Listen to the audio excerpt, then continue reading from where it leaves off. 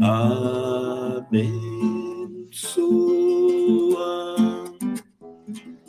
nossa doutrina,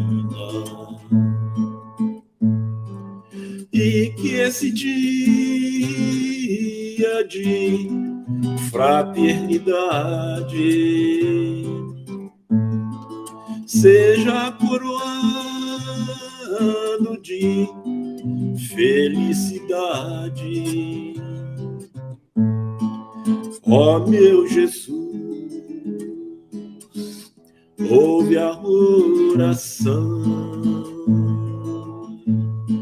joia de luz do meu coração, e que esse dia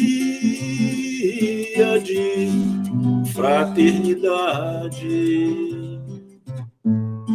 seja coroado de felicidade. Ó meu Jesus, ouve a oração, joia de luz do meu coração. Ó meu Jesus, ouve a oração, joia de luz do meu coração.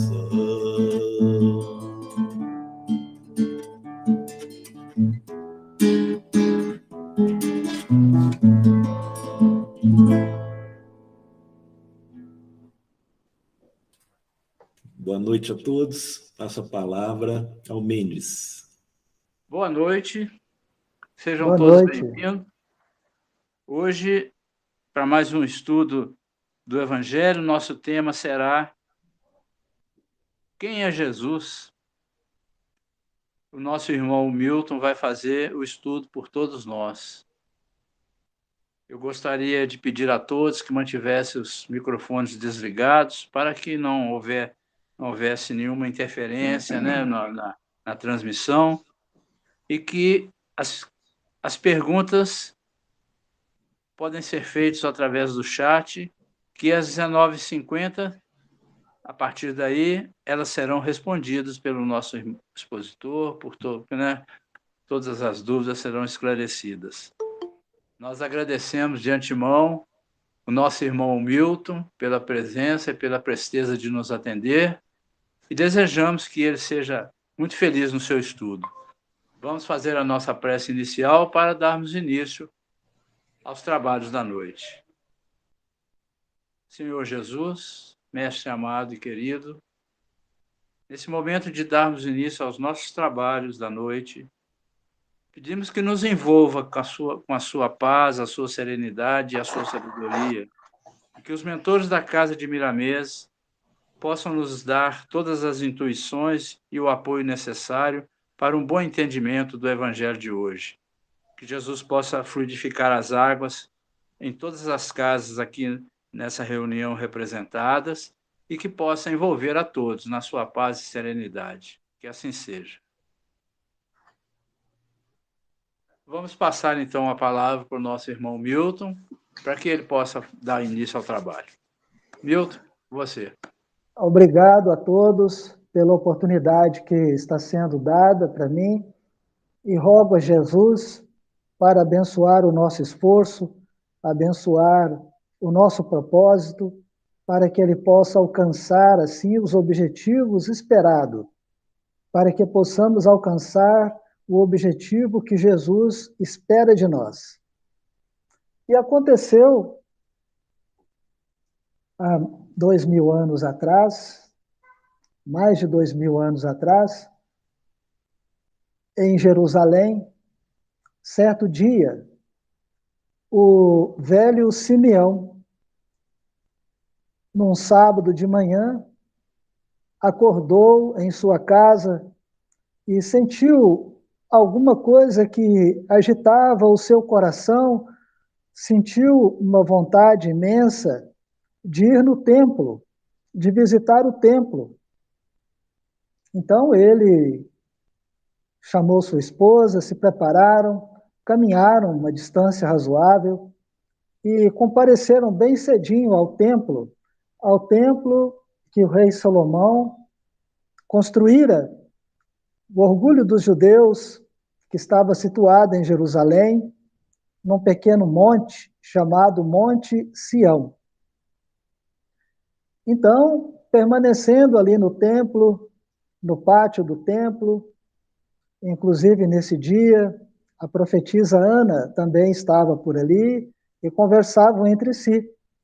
Quando se aproximou das portas do templo, uma jovem mãe com sua criança no colo, o pai já mais idoso. Então, chegando ali no templo, Simeão e Ana observaram alguma coisa diferente naquela criança, como uma luz que brilhou intensamente diante dos olhos deles e chamando a atenção deles para aquela criança. O velho Simeão pediu permissão à jovem mãe para trazer no colo aquela criança e levá-lo em direção ao templo para que seja cumprido, conforme a tradição judaica, ao 8º dia do nascimento do primogênito, que ele fosse oferecido a Deus. Então, cumprindo a tradição, foram ali José e Maria, levando seu filho para ser ofertado a Deus. E justamente o velho Simeão pegou a criança no colo e, muito emocionado, identificou ali a presença do Messias. E, dirigindo-se para o altar, perguntava à criança, longe dos olhares curiosos dos pais: pequena criança, identifico em você o nosso Messias e o nosso Salvador. Mas, ao mesmo tempo, meu coração se enche de preocupações. Como você pretende, meu filho, tão frágil, como você pretende mudar o mundo? Você não veio da casa de César, não tem o poder do exército para mudar o mundo. Você não é oriundo das famílias sacerdotais, onde você, com o poder da religião e o poder da fé, poderia também modificar o mundo. Você não é oriundo de famílias de magistrados, onde, manejando a lei, as leis, poderia sim modificar o mundo, agir em favor de nós, da nossa nação. E eu lembro a você, meu filho, que muitos guias da nossa raça, do passado, muito fizeram em favor do nosso povo. E nós tivemos Saul, que guerreou até a morte para manter a nossa dominação. Temos o exemplo de Samuel, que mobilizou as forças contra os filisteus, mantendo a nossa superioridade. E Salomão, que fez um casamento de grande significação política, viveu para administrar os bens enormes. Mas e tu, criança? Não tem riquezas, não tem poder, não tem autoridade. Como fará? Então, o velho Simeão viu que o bebezinho, de 8 dias de nascido, sorriu para ele.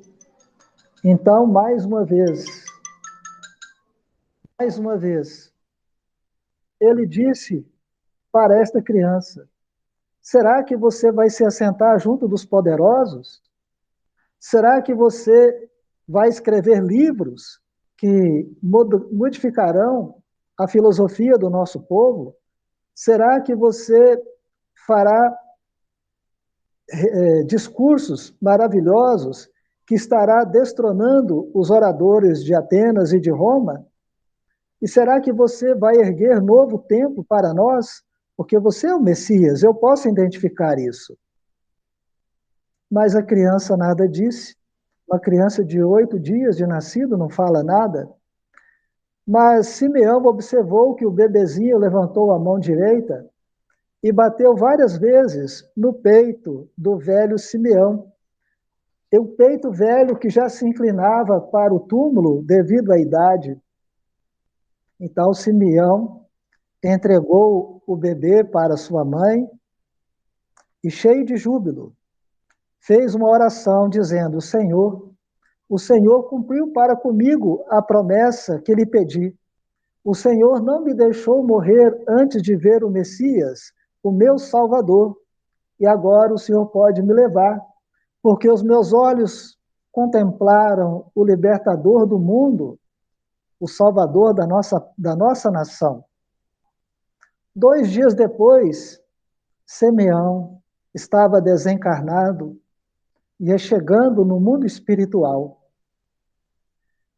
E lá, após alguns dias de convalescença, conversando com as pessoas, com seu instrutor, o seu instrutor se dirigiu a ele e perguntou: Simeão, você percebeu que o Messias respondeu à sua indagação? Não, não percebi. Você indagou para ele como é que ele iria transformar o mundo. E ele bateu várias vezes no seu coração. Você se lembra? Sim. Pois é, Simeão. Jesus estava dizendo para você que ele pretende mudar o mundo, mudando o coração dos homens, mudando o sentimento dos homens. Então nós vamos ver que Jesus traz a grande mensagem do amor, que é a segunda revelação das leis divinas. Se nós temos Moisés trazendo para nós a primeira revelação das leis divinas, que é a lei da justiça, temos em Jesus a segunda revelação, que é a lei de amor, através do sentimento, através do coração, trabalhando a intimidade das pessoas. E o mesmo Jesus, no último encontro com os discípulos, na praia, ele disse para os discípulos: eu não vos deixarei órfãos, pedirei a meu Pai, e ele vos enviará o Consolador, para que esteja convosco e vos acompanhe. Então, nós vamos observar em vários momentos das falas do Evangelho que nós podemos ver, perceber a grandeza de Jesus. E Lucas diz para nós que o menino crescia e se fortalecia em espírito, cheio de sabedoria, cheio de graça de Deus, porque a graça de Deus estava com ele. E então, nós vamos ver algumas referências sobre a vinda de Jesus. João, no capítulo 1, traz para nós um texto que mais parece uma poesia, de tamanha beleza, no capítulo 1 do Evangelho de João. João, o apóstolo, amado por Jesus. E João diz assim, que no princípio era o Verbo, e o Verbo estava com Deus, e o Verbo era Deus. Então, nós vamos entender quando os espíritos superiores nos ensinam que o Velho Testamento é uma súplica dos homens para Deus, e o Novo Testamento é a resposta de Deus para os homens. Porque antes eram as profecias, eram a época dos profetas, a era dos profetas, que se encerrou com João Batista. Então, ele estava no princípio com Deus, e todas as coisas foram feitas por ele, por Deus, e sem ele nada do que foi feito se fez. E nele estava a vida, e a vida era a luz dos homens. Jesus, a luz dos homens. Bach tem uma música maravilhosa, talvez a mais bela música já escrita até hoje, que se chama Jesus, a alegria dos homens. E a luz resplandeceu nas trevas, e as trevas não a compreenderam. Jesus encarnou, brilhou entre nós, mas nós, na nossa ignorância, mesmo tendo as profecias, não compreendemos Jesus, refutamos Jesus. E houve um homem enviado por Deus, cujo nome era João, João Batista. Este veio para dar testemunho, para que testificasse da luz, para que todos crescem por ele. E João Batista era primo de Jesus. João Batista era mais velho do que Jesus, alguns meses, e foi chamado de o precursor, aquele que foi na frente, preparando o caminho, preparando os caminhos para Jesus. Eram primos da mesma família, então nós vamos ver primos por parte de mãe.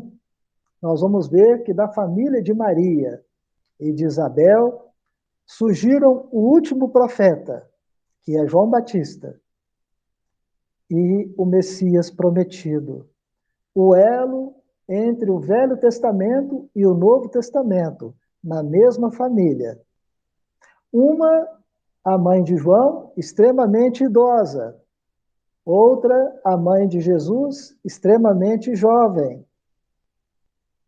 Vejamos, então, os significados tão importantes desses fatos. Então, João não era luz, mas veio para testificar da luz. E ali estava a luz verdadeira, que é Jesus, que ilumina a todo homem que vem ao mundo. A luz verdadeira que ilumina todo homem que vem ao mundo. Ele estava no mundo e o mundo foi feito por ele. Então nós vamos ver no versículo 10 do capítulo 1 de João, essa referência tão importante. O mundo foi feito por ele, por Jesus, sob a orientação de Deus. Então Jesus é o construtor da terra, vamos dizer, o engenheiro sideral, responsável pela construção da terra e pela condução da terra. Por isso que nós entendemos Jesus como governador do nosso planeta. Mas o mundo não o conheceu, o mundo não o aceitou. O mundo que poderia aceitar e conhecer Jesus naquela época era o mundo judeu, era a nação judaica, porque era o único povo monoteísta da época. Todos os demais povos eram politeístas, tinham vários deuses. O único povo que tinha um Deus único eram os judeus. Os únicos que poderiam compreender Jesus, porque Jesus veio na época predita pelos profetas. Tem profecias que falam de Jesus de 800 anos antes do nascimento de Jesus. Então, eles estavam preparados para receber o Messias. E, no entanto, eles o rejeitaram. Ele veio para o que era seu, e os seus não o receberam. Mas a todos quantos o receberam, os gentios, nós, gentios, estrangeiros, que não somos judeus, deu-lhes o poder de serem feitos filhos de Deus, aos que creem em seu nome. Aos que creem em seu nome, foi dado o poder de serem feitos filhos de Deus. Então, olha o poder da crença, olha o poder da fé. Nós vamos ver essas referências, essa primeira referência, na época das pragas do Egito, quando, naquela época, a última das 10 pragas, que é a praga da morte dos primogênitos, inclusive, desencarnou nessa época o primogênito do faraó. E os judeus ficaram apavorados, dizendo, nossos filhos também perecerão.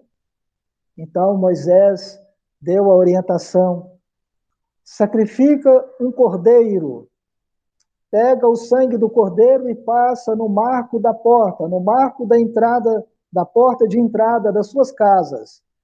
A casa que tiver com a marca do cordeiro, do sangue do cordeiro, os seus primogênitos serão poupados. Então, dos filhos dos judeus, nenhum primogênito desencarnou. E nós vamos ver, mais para frente, o significado da Páscoa. Páscoa significa a passagem. Neste caso, das 10 pragas do Egito, a passagem da morte. A passagem da morte para a vida. E Jesus é o Cordeiro. Jesus é o Cordeiro, o Salvador do mundo. Aquele que traz em seu corpo perispiritual a marca do Cordeiro, a marca de Jesus, pela vivência do Evangelho, também estará salvo da morte do espírito, da morte espiritual, aos quais não nasceram do sangue, nem da vontade da carne, nem da vontade do homem, mas de Deus. Então, era uma profecia, e agora é verdade.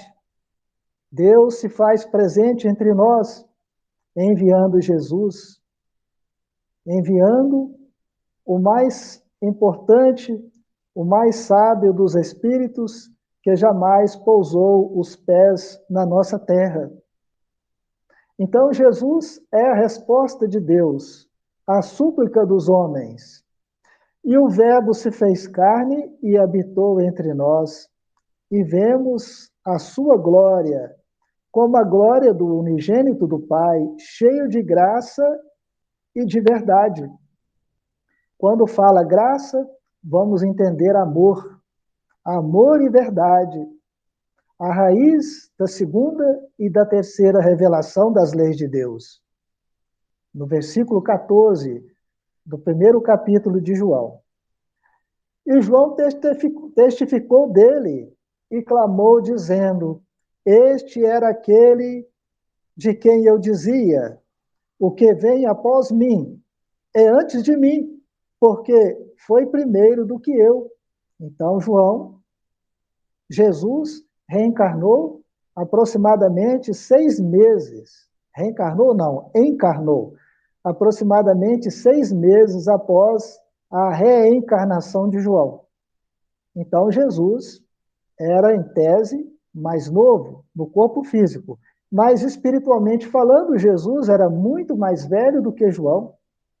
Em outro versículo, Jesus disse: João é o mais adiantado, o mais graduado dos espíritos da terra, mas o menor no reino dos céus é muito maior do que João. Então, Jesus, muito mais antigo do que João, um espírito muito mais evoluído, muito mais experiente do que João. E todos nós recebemos também da sua plenitude e da sua graça por graça. E nós vamos, então, ver no versículo 17, porque a lei foi dada por Moisés, a primeira revelação das leis de Deus. Versículo 17 do capítulo 1 de João. Continuando esse mesmo versículo. E a graça, que é o amor, e a verdade, que é a terceira revelação, vieram por Jesus. Então, Jesus deu início à terceira revelação das leis de Deus, orando a Deus e pedindo a vinda do Consolador prometido por Jesus, para nos orientar, para nos esclarecer sobre pontos dos ensinamentos de Jesus, que na época ainda estava muito longe do nosso entendimento, devido à nossa inferioridade. 18 séculos se passaram, até que, em 1857, a primeira edição, dia 18 de abril de 1857, primeira edição do Livro dos Espíritos, consolidando assim a maioridade da humanidade. E no versículo 18, Deus nunca foi visto por alguém, mas o Filho unigênito que está no seio do Pai, esse o revelou para nós. Aí nós vamos perceber a profecia de Isaías, que trouxe para nós 750 anos antes do nascimento de Jesus na Terra. No capítulo 7, versículo 14, e ele será chamado Emanuel, Emanuel significa Deus conosco. Então, Jesus é a melhor imagem que temos de Deus. Jesus é a melhor representação que temos de Deus. E o próprio Jesus diz em outro versículo: quem me vê a mim, vê a meu Pai, porque eu e ele somos um. Então, Jesus é também chamado de o médium de Deus. Não quer dizer que Deus seja Jesus, conforme confunde muitas pessoas. Não, são individualidades diferentes. Quando Jesus disse, quem me vê a mim, vê o meu Pai, porque eu e ele somos um, é porque Jesus cumpre na íntegra todas as orientações do Pai. Então, no versículo 26 do capítulo 1 de João, João Batista respondeu-lhes, dizendo, eu batizo com água, mas no meio de vós está um a quem vós não conheceis, e ele vos batizará com o Espírito Santo. Ele vos batizará com o Espírito Santo. O batismo de água é a reencarnação. O batismo do Espírito Santo é a renovação espiritual, a renovação da humanidade, como Jesus propõe através do coração dos homens.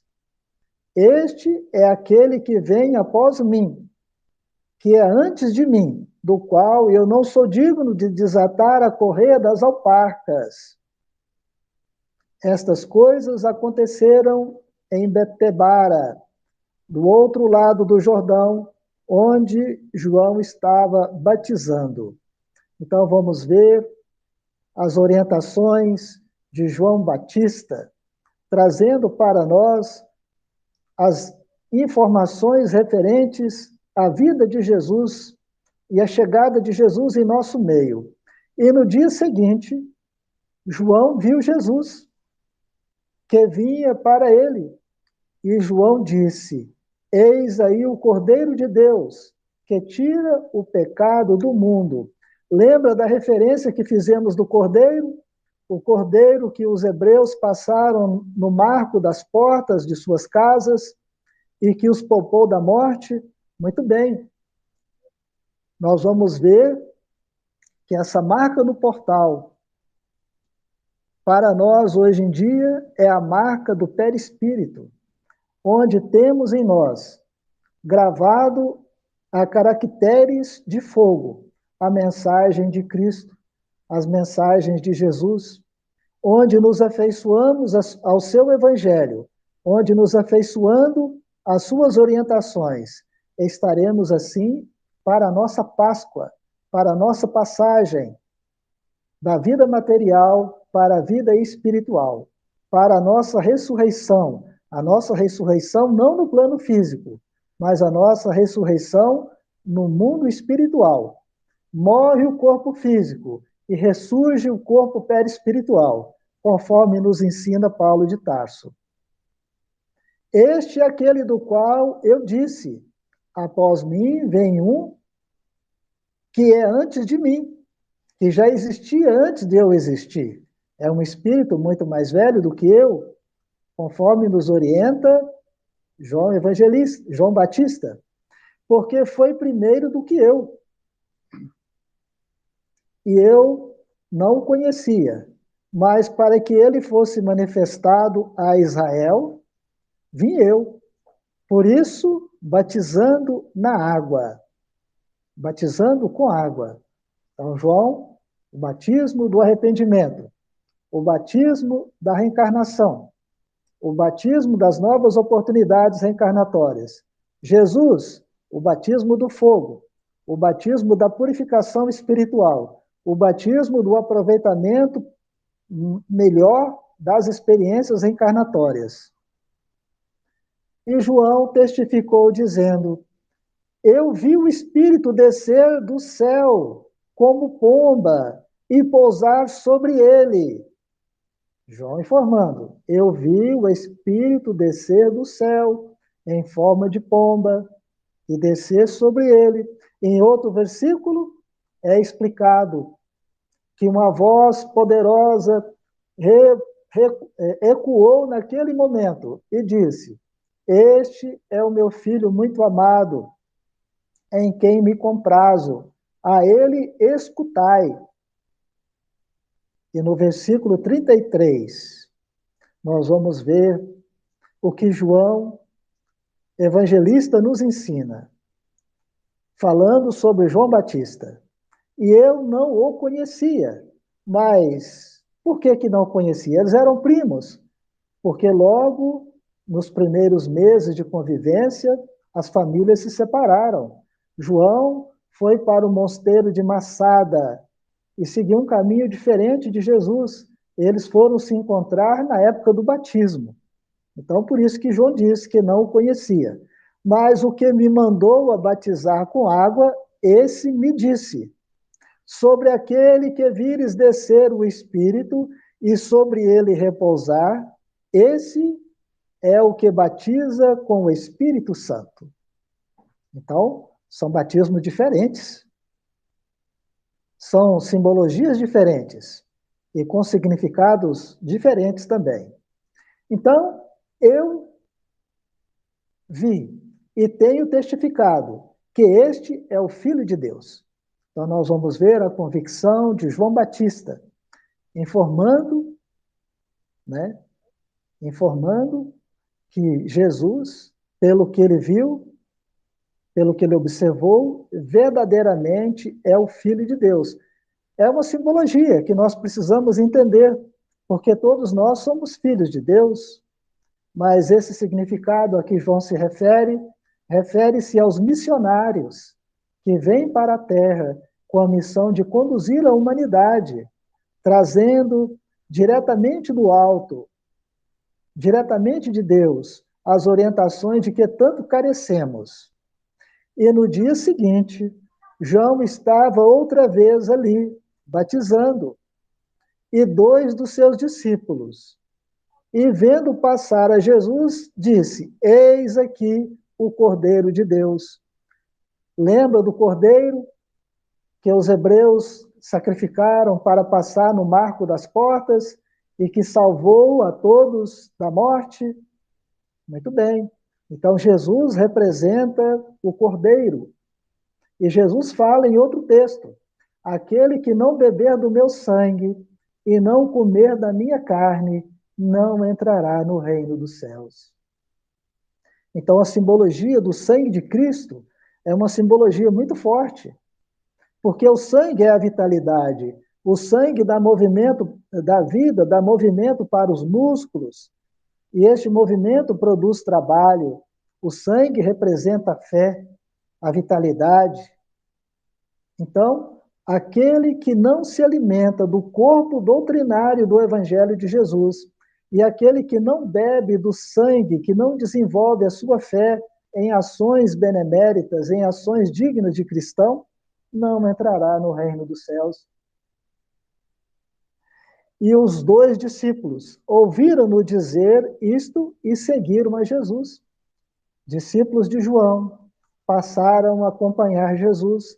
Então, alguns dos discípulos de Jesus foi também discípulo de João, porque João percebeu que estava chegando o seu momento. João percebeu que agora ele precisava diminuir para que o Cristo cresça. Nós precisamos ter este entendimento nas obras, nos trabalhos de caridade, na nossa convivência com pessoa. É o Cristo que precisa viver em nós, é o Cristo Jesus que precisa crescer, não nós. Existem muitos agrupamentos onde as pessoas tão envaidecidas querem que Jesus diminua para que eles brilhem cada vez mais. Mas João, o maior dos profetas, o último dos profetas, diz para nós: é preciso que eu diminua para que ele cresça. Então, os discípulos de João foram entregues para Jesus. E no versículo 40 do capítulo 1 ainda de João, nós vamos ver que André, irmão de Simão Pedro, veja bem o papel de André, a importância do papel de André. irmão de Simão Pedro, um dos dois que ouviram aquilo de João e o haviam seguido, este mesmo André foi procurar o seu irmão, Simão Bar-Jonas. Bar-Jonas significa filho de Jonas. Simão, filho de Jonas. André, irmão de Simão, foi procurar Simão e disse, vejam só o que André disse para Simão, achamos o Messias. Nós encontramos o Messias. Olha a convicção, olha a certeza, olha a inspiração divina. E André levou Simão Bar-Jonas para ver Jesus. E olhando Jesus para ele, disse, tu és Simão, Simão Bar-Jonas, filho de Jonas. Tu serás chamado Cefas, que quer dizer Pedro. Pedro, sobre ti edificarei a minha igreja. Então vamos ver, gente, vamos ver, vamos perceber a simbologia, vamos perceber a influência espiritual, vamos perceber aí a intuição agindo em pessoas simples, pessoas que não tinham tanto conhecimento assim das Escrituras, mas que tinham aquilo que Jesus esperava, tinham a fé, tinham a boa vontade e a confiança em Jesus. Em outro texto, Jesus disse, graças te dou, Pai, por ter ocultado essas coisas dos sábios e dos poderosos e por tê-las reveladas aos pequeninos. Porque os pequeninos estão prontos para receber essas orientações, recebem como uma água fresca num sol escaldante do deserto, enquanto que o sábio, o douto, muitas vezes intoxicado pela própria cultura, pela própria sabedoria, pelo próprio conhecimento, despreza esses ensinamentos maravilhosos. E um outro discípulo, chamado Natanael, no versículo 49 do capítulo 1 de João, Natanael responde e disse para Jesus, Rabi, tu és o Filho de Deus, tu és o Rei de Israel. E Jesus respondeu para ele, ora, Natanael, só porque eu vi você debaixo das figueiras, você está crendo que eu sou o Filho de Deus? Olha, coisas maiores do que essas você verá, Natanael. E disse Jesus, na verdade, Natanael, eu te digo, que daqui para frente você verá o céu aberto e os anjos de Deus subindo e descendo sobre o Filho do Homem. Olha, gente, versículo 51 do capítulo 1 do Evangelho de João. Natanael, eu digo para você que daqui para frente você verá o céu aberto e os anjos de Deus subindo e descendo sobre o Filho do Homem. Vamos entender o que é Filho do Homem. Filho do Homem, né? Filho do Homem é aquilo que o homem tem de melhor, é toda a esperança do homem que seu filho seja melhor do que ele, que seus filhos sejam melhor do que ele. Então, Jesus é chamado também de Filho do Homem, porque Jesus é o homem do futuro, é a esperança do homem do futuro, evangelizado, vivenciando as leis divinas. Então, Jesus e seus trabalhadores são, então, o homem renovado. E nós vamos ver também que existem muitas profecias sobre a vinda do Messias, sobre o nascimento de Jesus. E nós vamos ver uma profecia tão importante que foi até mencionada aqui hoje. Nós vamos ver lá em Isaías, que escreveu que viveu 750 anos antes do nascimento de Jesus. Isaías escreveu, eis porque o Senhor mesmo vos dará um sinal. Uma virgem ficará grávida e parirá um filho, e ele se chamará Emanuel. Emanuel significa Deus conosco. Muito bem, e nós vamos ver Lucas. Lucas, já contemporâneo, na época de Jesus. Lucas, no capítulo 1, versículo 34 e 35. E disse Maria ao anjo: Como se fará isto, visto que não conheço homem algum? E respondendo o anjo, disse-lhe: Descerá sobre ti o Espírito Santo, e a virtude do Altíssimo te cobrirá com a sua sombra. Por isso também o santo que de ti há de nascer será chamado Filho de Deus. Veja bem, Lucas, repetindo as palavras do anjo Gabriel, dirigidas para Maria. E nós vamos ver ainda o profeta Zacarias, 550 anos antes da vinda de Jesus. Ele explica, ele profetiza: Rejubila-te ao extremo, filha de Sião. Quando fala filha de Sião, são as pessoas oriundas ali de Jerusalém, né? Ou então que tem a crença judaica, porque é no Monte Sião que está construído o Templo de Salomão, que foi construído o Templo de Salomão. Hoje só existem as ruínas. Então, rejubila-te ao extremo, filha de Sião. Solta gritos de júbilo, filha de Jerusalém. Eis que o teu rei te livrará, eis que o teu rei te virá, justo e salvador, humilde e montado num jumento, e a sua dominação se estenderá aos extremos da terra. 550 anos antes da vinda de Jesus. Quando Jesus entrou em Jerusalém, montado no jumentinho, todos gritando: Hosanas, Hosanas ao Messias, Hosanas ao nosso Salvador. Os sacerdotes viram aquele movimento, saíram para fora, e diante do povo, gritando, crianças cantando, os sacerdotes pediram para Jesus mandar o povo calar. E Jesus respondeu: se eles se calarem, as pedras clamarão.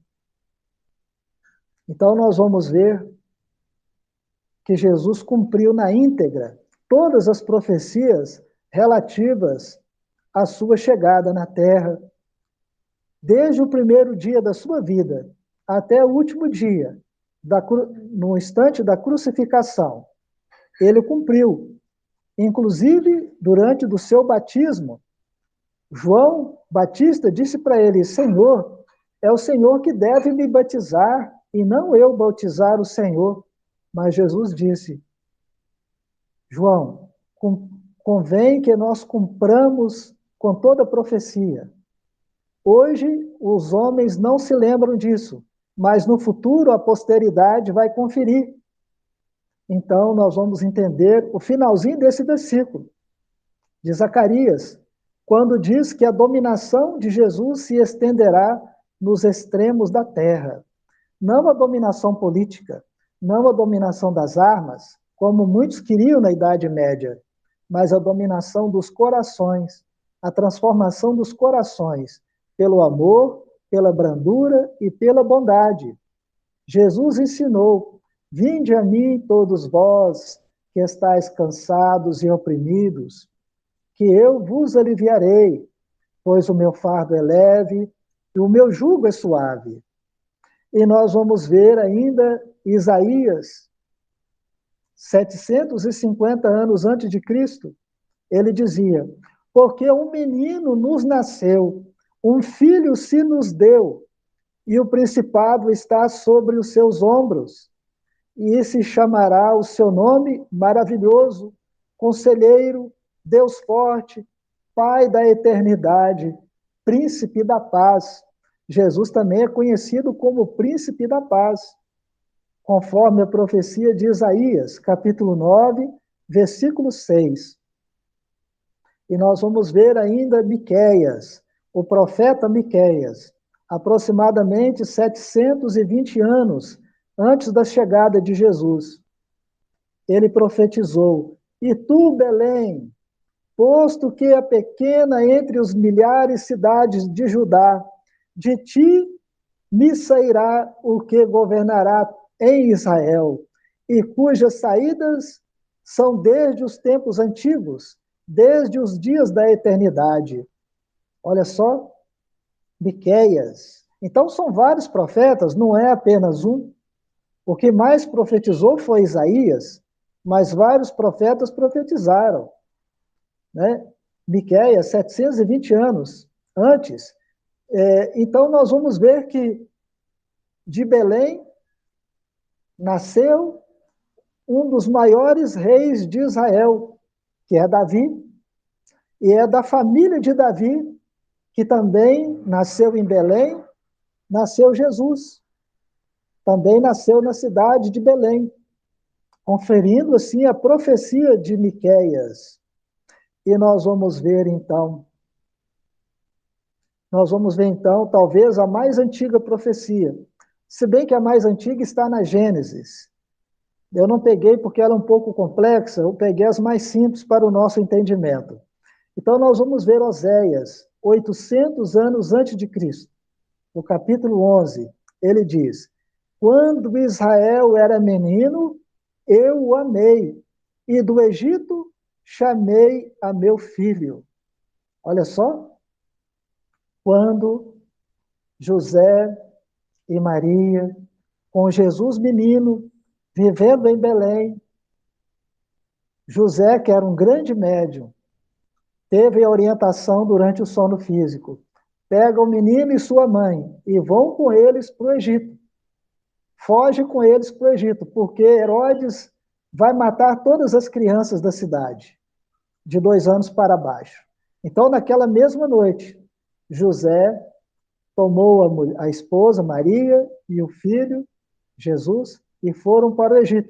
A distância é de 250 quilômetros aproximadamente. Graças à misericórdia divina, os recursos que os 3 reis magos trouxeram serviram para empreender esta viagem. Se fossem pelas montanhas, uma mulher e um bebê seria quase morte certa. Entendo eu que foram pelo mar até o Egito para se refugiar lá. E Jeremias, 620 anos antes de Cristo, profetizou: assim diz o Senhor, uma vez que se ouviu em Ramá lamentação, choro amargo, Raquel chora seus filhos. Não quer ser consolada, porque seus filhos, quanto a seus filhos, porque eles já não existem mais. Falando então, o profeta Jeremias sobre a matança das crianças que aconteceu em Belém. Então, o apóstolo Lucas trouxe para nós, no capítulo 4 do seu evangelho, que Jesus estava no templo. E foi dado para ele a oportunidade de falar. E foi entregue em suas mãos um livro, um pergaminho, contendo o rolo do profeta Isaías. E quando Jesus abriu o rolo, achou o lugar onde estava escrito a seguinte profecia de Isaías, que está no capítulo 61 de Isaías. O Espírito do Senhor é sobre mim, pois que me ungiu para evangelizar os pobres, enviou-me a curar os quebrantados do coração, a pregar liberdade aos cativos, a restauração da vista aos cegos, a pôr em liberdade os oprimidos e anunciar o ano aceitável do Senhor. E fechando o livro, Jesus entregou ao ministro do templo e assentou-se. E os olhos de todos na sinagoga estavam fitos em Jesus. E Jesus então disse: hoje se cumpriu esta escritura. Então nós vamos ver essa referência tão poderosa em Lucas.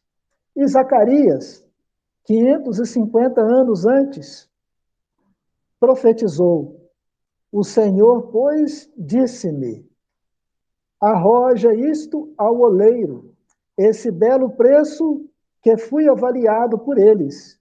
E tomei as 30 moedas de prata e as arrojei ao oleiro na casa do Senhor, referenciando-se Zacarias às 30 moedas de prata que foi vendido Jesus. Foi a recompensa que Judas recebeu por vender Jesus. E ele, depois arrependido, voltou ao templo e atirou as moedas no chão. E os sacerdotes, envergonhados, ajuntaram essas moedas e não queriam ficar com elas, porque eram preço do sangue de um justo. Então, eles resolveram comprar um terreno do oleiro, conforme havia profetizado por Zacarias, 550 anos antes. Comprou um terreno onde era uma olaria, e ali foi feito um cemitério para sepultar os estrangeiros, ou seja, para sepultar aqueles que não eram judeus. Então, até nisso aí, houve a rejeição de Jesus, até nesse momento. Então, vamos ver agora sobre a biografia de Jesus, traçando assim em linhas rápidas, para que todos possam perceber. Só que o nosso tempo já é esgotado, né, gente? Estou vendo aqui, 20h50. É isso mesmo? Não tem nenhuma questão lá no chat, não. Pode terminar. Tá bom. Então, nós vamos ver que Jesus é também chamado de o mensageiro, o Messias, enviado. E ele recebeu o título, o nome de Cristo, que em grego significa ungido. Ungido, aquele que foi preparado para desempenhar a sua missão, né? E foi enviado por Deus. Por isso, os seus seguidores chamam Jesus de cristão, né? Os seguidores de Jesus são chamados de cristãos. E a vida de Jesus foi retratada pelos 4 apóstolos. Todos eles retrataram a vida de Jesus. E Jesus foi filho carnal de Maria e teve como pai José, que cuidou dele, né? E eles viviam na cidade de Nazaré, mas Jesus nasceu em Belém de Judá. E ao nascer foi colocado num coxo. O coxo é chamado de manjedoura. Manjedoura é onde põe comida. Manjar é comida, né? É a comida dos animais. Então, Jesus é o alimento nosso, o nosso alimento. E Jesus nasceu em Belém, que fica distante 8 quilômetros da cidade de Jerusalém. E a chegada de Jesus foi anunciada a Maria pelo anjo Gabriel. E nesse dia tão importante, no alto do céu de Belém, os anjos cantavam. E uma faixa luminosa foi estendida sobre a manjedoura, e estava escrito: glória a Deus nas alturas, paz na terra e boa vontade aos homens. Boa vontade aos homens. Porque com boa vontade conseguimos vivenciar os ensinamentos de Jesus. Então vieram 3 reis do Oriente, 3 reis magos, trazendo para Jesus presentes e para a Sagrada Família presentes que foram muito úteis. Então trouxeram ouro, incenso e mirra.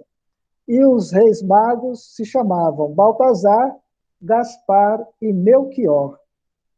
Então, a data do nascimento de Jesus não é precisa, porque na Bíblia não fala da data de nascimento, mas os romanos arbitraram a data de 25 de dezembro.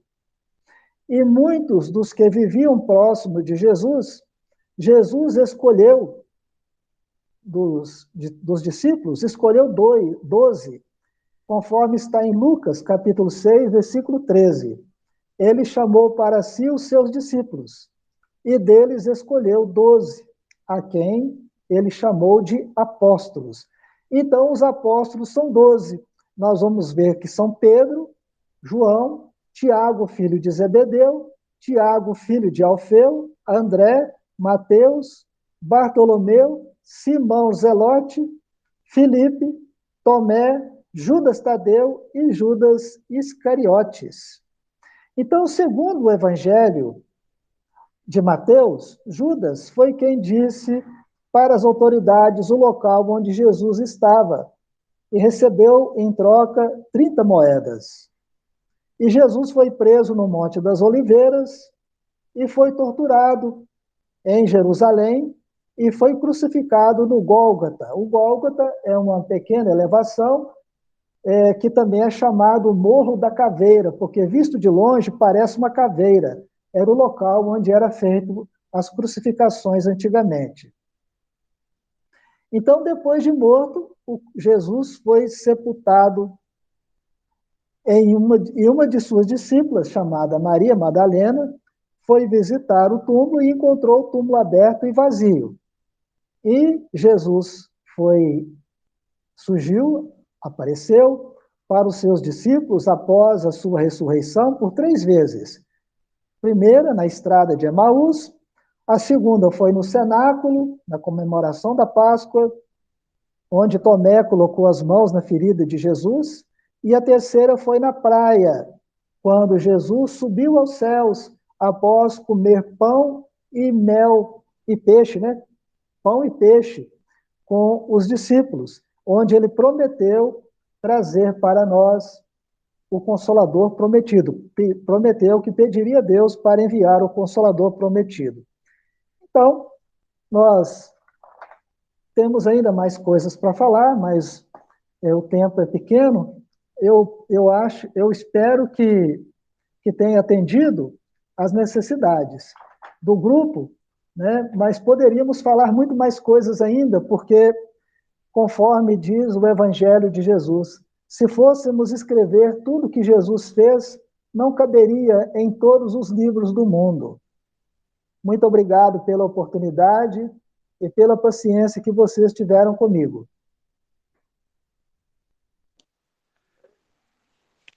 Nós agradecemos, Milton,